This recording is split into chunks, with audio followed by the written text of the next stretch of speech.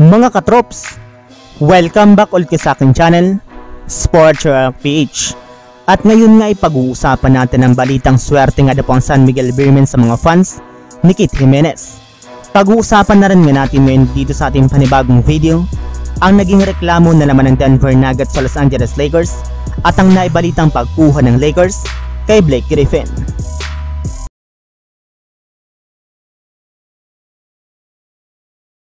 Katulad nga po mga katrops ng napag-usapan na natin nung nakarang araw, binigyan na nga po mismo ng SMB ng offer sheet si Kit Jimenez ng nagdaang araw.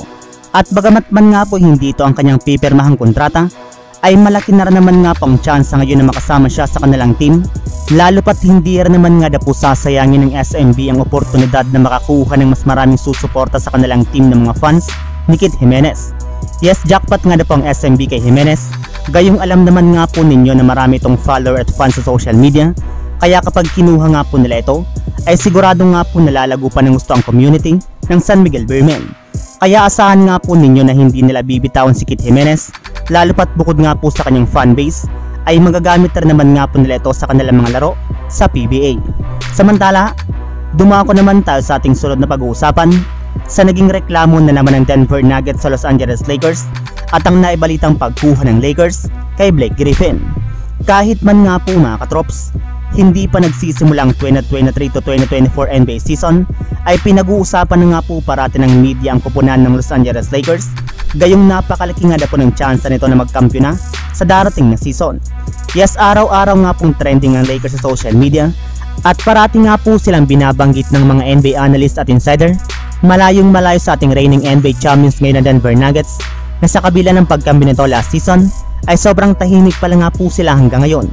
Yes, hindi man lang nga po sila nabibigyan ng pansin ng mga analyst, lalo pat medyo humina lang nga po ang kanilang kasalukuyang lineup sa pag-alis ng ilan sa kanilang mahalagang players katulad na Bruce Brown at si Jeff Green.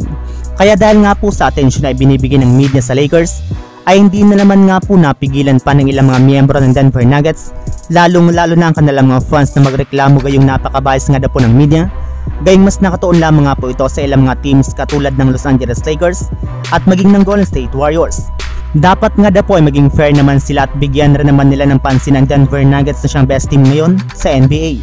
At gayong nabanggit na nga po natin ng Lakers kanina, ay may lumabas nga po na balita na minumonitor nga na po ng kanilang team si Blake Griffin para maging kanilang i-15 na player sa kanilang lineup. Alam naman nga po ninyo mga katrops, na meron pa nga pong isang natitirang bakanding pwesto sa kanilang lineup na inaasang gagamitin nga po nila sa pagkuha ng bagong player either sa free agency, buyout market o di sa trade market. At isa nga po sa mga pinag-iisipan na nga po nilang kunin ngayon ay si Blake Griffin na isa para naman nga pong free agent ngayon. So yun lang mga katrops, ang handog kong story ngayong araw. Sana nag-enjoy kayo, please like and subscribe my YouTube channel, Sports React PH, para sa iba pang story at update patungkol sa NBA. Kita-kits muli sa ating susunod na video.